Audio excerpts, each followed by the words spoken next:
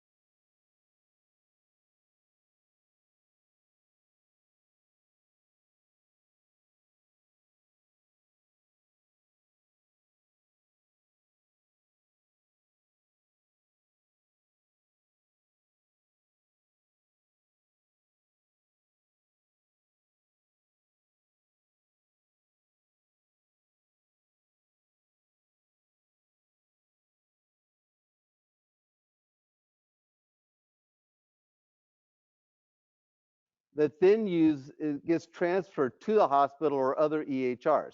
That's specifically what this does. Packages it up in a very standard way and enables that communication. What about waveforms? Either snippets or continuous waveforms. And what about waveforms? It's not just the data, but there's all sorts of markers and annotations that go in there. If you've looked at the waveforms on a ventilator, you'll see the different segments of those and how those annotations get called out to be able to both render them properly and analyze them on the other side and be able to attach notes once they've been reviewed. So we defined a waveform content module. It's not a whole profile, but if you have waveform content, this is how you would format it. Okay, so it defines how that would be formatted. Again, in an HL7 version 2 set of OBXs. Okay, and I think you see that here where, or you see that here.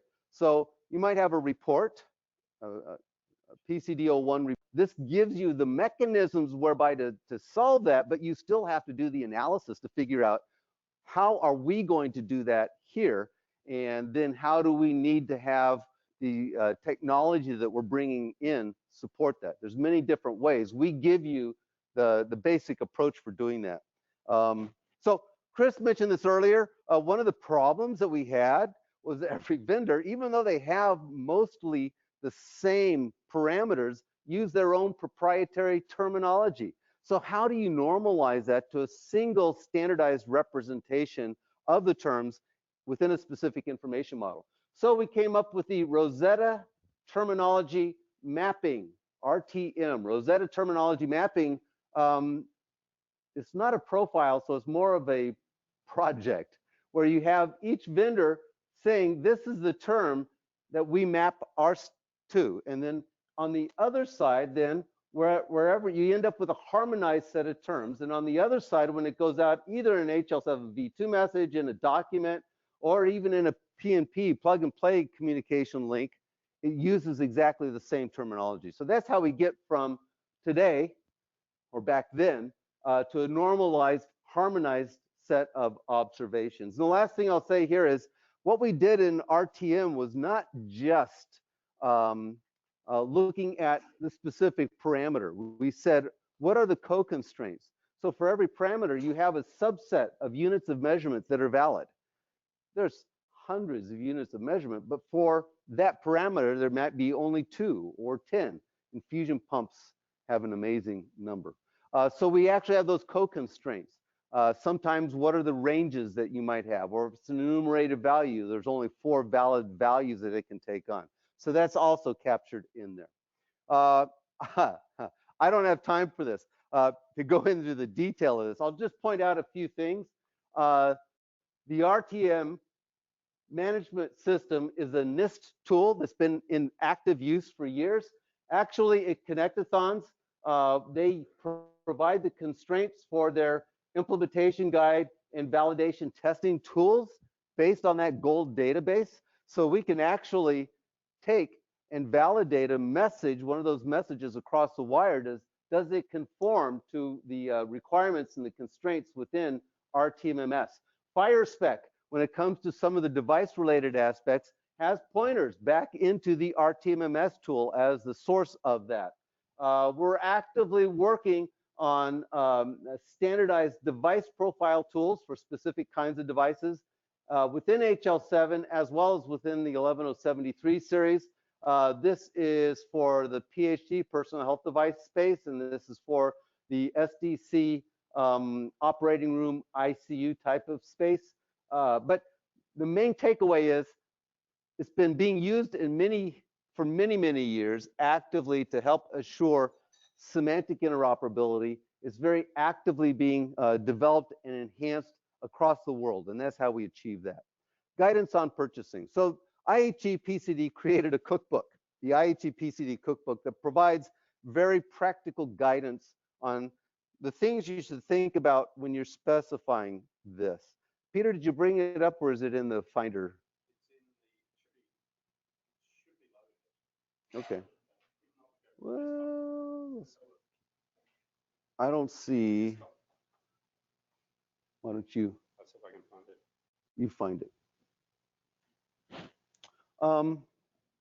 While he's doing that, based on the questions earlier today, interoperability, as all of you know, is a technical problem and a business operations. That's it. And a business operations problem. You know, we've solved the technical problem 100 ways. It'll change because in 5 years, there'll be new technology that's way cool, and we'll change it again. But that business operations problem is as important and as challenging, if not more so. And so when you heard Dee Dee this morning, you know, it's not like she wanted to reinvent the wheel. We had lots of technical specifications that vendors had implemented. That wasn't the problem. It was a business operations problem across the US to be able to solve. And it's amazing that they've been able to traverse that space and get to where they are at 36 million documents a month exchanged. It was addressing the business problem using standards, open standards-based proven technology, but addressing that part of it. I think, Chris, you said the same thing. Oh yeah, the new encounter-based. It's because that's an issue, you know, and we need a way of doing that. but getting, I forget which question, there's somebody asked a question that it was more of, yeah, we can do that, but you have to decide how you want to deploy and implement that within your organization. There's a lot of operational and policy issues that have to be addressed. And so that gets me back to profile scope, which I think is a question you asked. So what else do you need, right? And every profile addresses a very narrowly defined problem. The problem is that when you try to operationalize that, you have to have other stuff. So we'll talk about security quickly in a couple minutes. How long do I have, by the way? Okay, we'll talk about security in a couple minutes, but guess what I'm going to say? When we get to security and you get to medical devices, it's like, yeah, you got to work with your security infrastructure guys to make sure it fits in well to that framework, because your device is the tail and it's not going to wag that dog. Okay, so you need to be able to have a pathway to do that, but that's the work that has to happen. So in the PCD profiles, they have a security consideration section. But guess what it says? Go talk to your IT security folks. And you might look at this, and it points to the ITI, ITI security cookbook and things like that. But it's not going to say, this is how you have to do it. Okay? So there's an operational side and a scope side to that. So why am I telling you all that? Because when you get to this cookbook, it's trying to help you navigate that space to think about the things that are not just functional, but the non-functional requirements that have to be addressed. So I'll just go through here the table of contents and maybe hit on a couple things. You probably can't read that, sorry, in the back. We have plenty of space down here. But you know, they have different scenarios like integrating a medical device into a clinical information system, planning the purchasing process. How do you select the profiles? Figured out there's a bunch of profiles. What do I need to have? How do you establish your organizational goals for what you're trying to accomplish? So at the end, you know you've actually done it. Putting integration requirements in your RFP. How do I language this in a way so that I actually get responses that are consistent with what I'm looking for? And so this gives you that kind of information. How do you actually design and configure and implement that process? What does that process look like? And then it has a number of appendices and understanding profiles and backgrounds. So the idea is this is a cookbook that somebody who is not into the tech speak side of this, who's not into the interoperability stuff, they're more on the purchasing or on the user side of selecting stuff that they're trying to actively use. They could take this and it's a document that helps them think through that. For example, maybe, there we go. It gives you specific kinds of languaging that you might put in.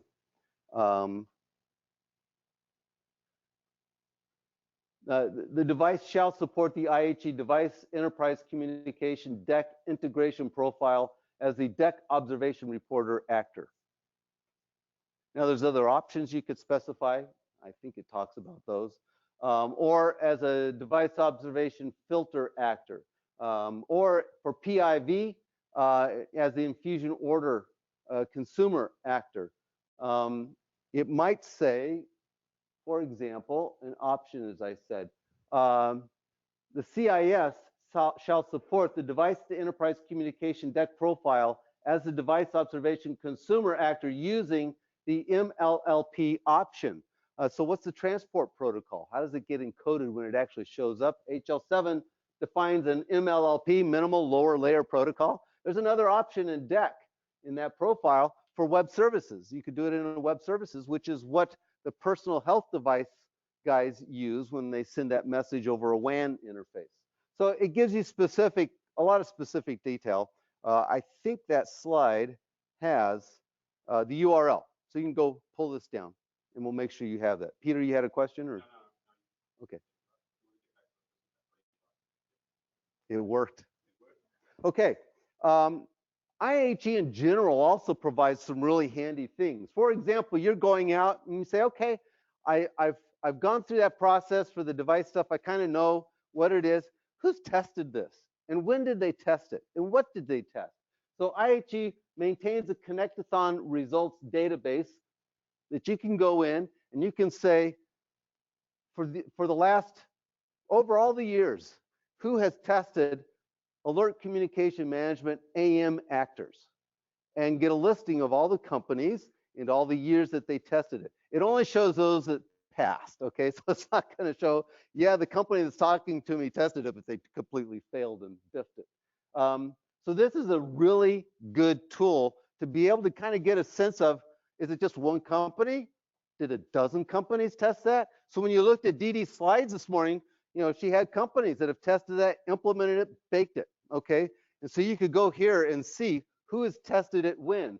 There's a product registry. So companies could go in and actually list a declaration of conformance, an IHE integration statement saying this product, make, model, serial number, conforms to this specific set of profiles and options, and it has all that information in a registry. So you can go there and look at that. A lot of times what they'll do is they'll have an entry and they'll say, go to our website, and you'll see a long list on their vendor website of the things that they've done and tested and support. And then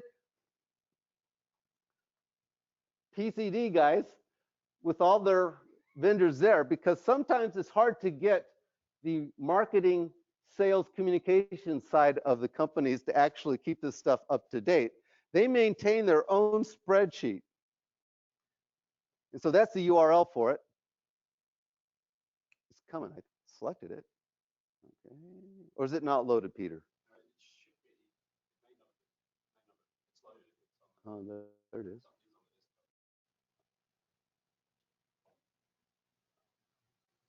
Oh, that's nice and.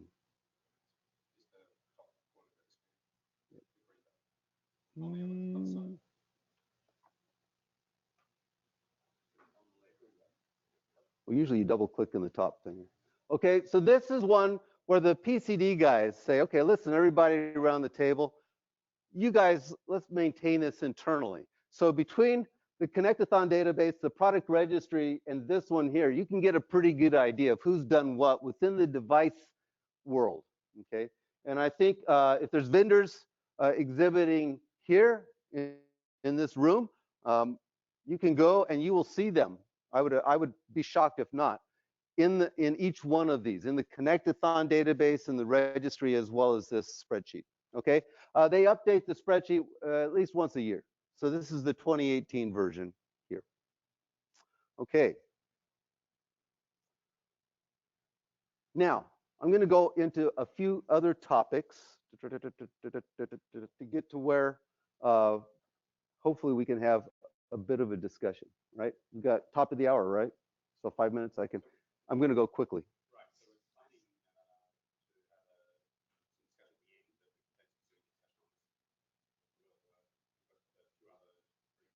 Okay, when are we starting those? Right now, or are we behind or ahead? I'm sorry. 10 minutes, okay. So I'm going to go through, I'll give this, I'm going to go fast, okay? SD Pi. You gotta love it. We just published August 1st a lengthy white paper on the application of service-oriented device connectivity standards. So this is an IEEE 11073 set of standards. We'll look at those in a moment that specifically look at high acuity environments. So the operating room, the ICU, the emergency department, integrating plug and play device-to-device communication around that point of care. Within PCD, within device connectivity, there's three key areas or primary areas. One is enterprise integration. So that's what this is here. And all the stuff I showed you for the PCD technical framework, that's all focused here on this enterprise integration. How do you get device data into our enterprise applications? And oftentimes you have gateways, so it's intermediary architecture is what you're using to achieve that. But what remains today mostly out of reach is plug and play at the device interface, from the device interface. So this is a proposal, we just put it out, it's going out for public comment around how do you take the service-oriented device communication standards-based technologies based on web services, but profiled for medical devices, and use that to achieve plug and play within an IHE technical framework context. So it's actually looking at that. We have this, we're adding this. We tried it 10 years ago, we're trying it again. And the other one, and I don't know that I do have a slide on this. The third one, if you're wondering about, is personal health device. So the stuff that you do from home or outside of the hospital environment. This is a very brief illustration. It uses a service-oriented architecture where you have a provider that publishes their description, the services that they provide. You have consumers that try to find the services they want, and then you bind those together, but from point to point. And so that's what we do here. You can see this a clinical workplace, SOMDA, service-oriented medical device architecture. So it's a network, UDP, IP, TCP IP, using a standard off-the-shelf web services architecture to achieve device plug and play, reporting, alerting, and control. And it supports compression, it supports the web services security, all of that optimized for these high acuity medical devices. So this is something that's coming out. They actually have patient connected devices in operation today in Germany, which went online not that long ago, a few months back, like March. And there's FDA is going to have a submission in October, and we hope to get that through that process. We've done a lot of discussions with the FDA on this by January, by the North American Connect-a-thon, and then there's lots of other devices queued up. So it's a key opportunity that we have to move in that direction. Here are the standards. How do you get rid of your bar? Yeah, it's fine. Don't worry about it. There are 3 core standards. One is for the medical device profile for web services. So that's where you get real specific about how do I configure that for my use in a given device or health software application. You have the domain information and service model, which is the abstract specification. We call it biceps. And then we have the architecture standard that talks about how do you glue together the implementation technology with the abstract services and achieve those bindings. So these are what we're proposing into IEEE now. We have 11 other projects in process. 3 of them are very much focused on regulatory requirements. So this is the base key purposes of the device, such as how do I establish connectivity? How do I establish a secure channel? How do I establish reliability for safety critical applications? So there's a lot of that here. And then the other 3 key uses of it for reporting, so the metrics, for alerting, and for external control, and then device-specific versions of that. So how do I take all of this generic stuff and say for an endo pump, what does that look like? From a model, from a set of terms, from a set of key purposes, all the way down to how that would look like when it connects to the network. Okay, so that's all in process. I don't have time we had a whole workshop yesterday on it. And but what I want you to do is to go. We published this white paper, like I said, August 1st, and it goes through all of this detail and comes up with a very specific proposal for how you would integrate this in profiles within the IHE PCD technical framework. So read it, go download it, read it, and give us your feedback. Does it make sense? Is it off the wall? Is it missing the mark? Is it stuff we should add or stuff that really we should get rid of? You know, whatever, we need the feedback because we're hoping to publish it and finalize it by October 1st. Our next meetings at PCD are in Boston on the first week of October as part of the Connected Health Conference of HIMSS. So please do that. It also has, by the way, a compendium of medical device oriented use cases, a boatload. And this is a very useful document to go see what those are. It's a companion document. But you should, on that wiki page, go and it'd be very interesting to download. We talked a bit about personal connected health as the 3rd area of device interoperability. There's a whole set of IEEE 11073 standards that have been developed for that to connect certified interoperable medical devices in a home context, and then connect those through cloud to EHRs and to other monitoring services. There's a set of standards. I didn't know that. This is a looks at the ecosystem where you have a number of personal health devices, oftentimes at a home. The different standards from ISO, from IEEE, Bluetooth profiles, USB, Zigbee profiles, all within the continuous certified specifications. You can get those specifications free of charge. Just download them, just like IHE, just go and download them.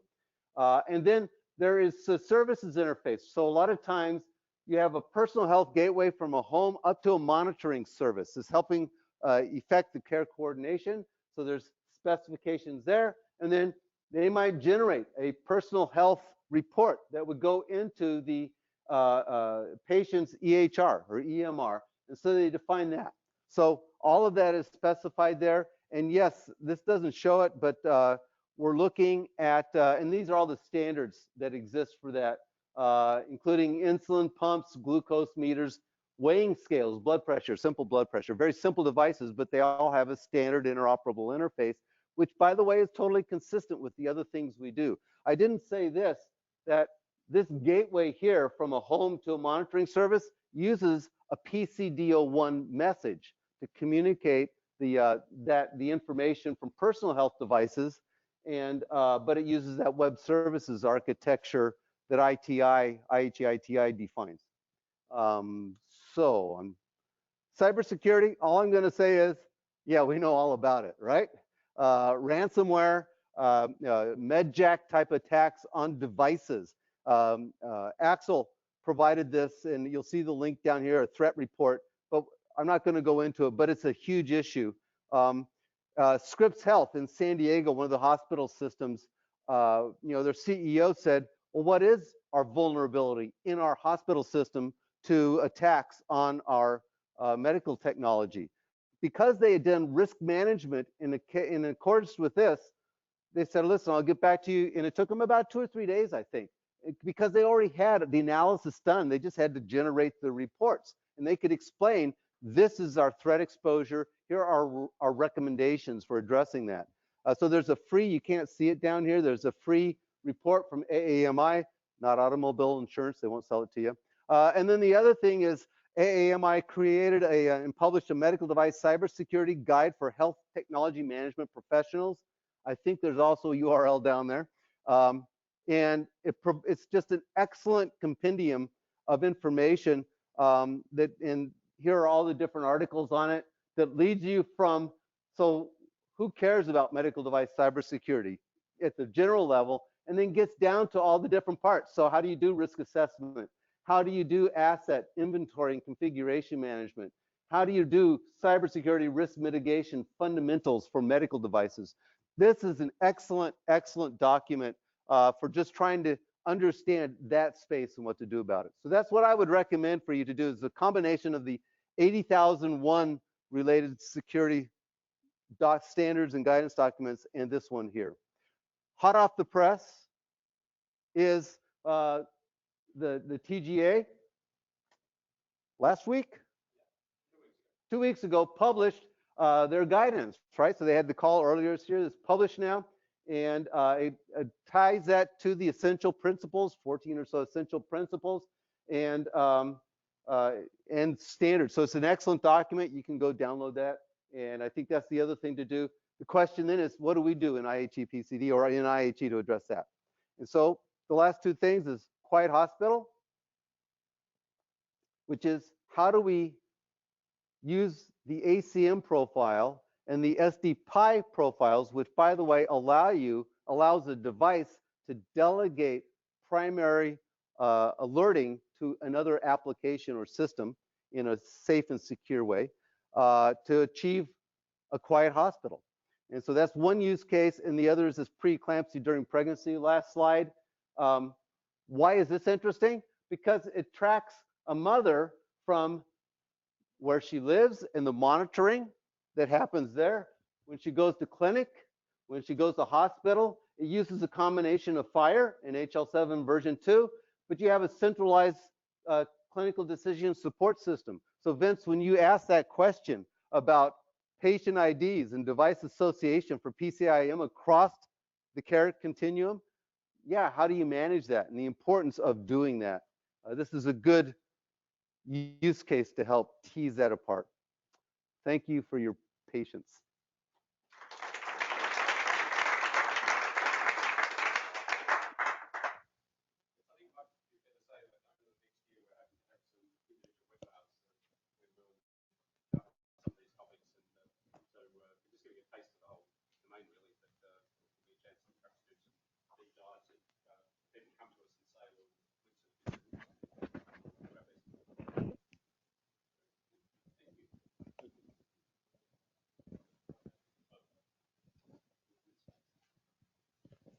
Yeah, that was amazing, Todd. A very complex. Head spinning, Lee. Yeah, exactly.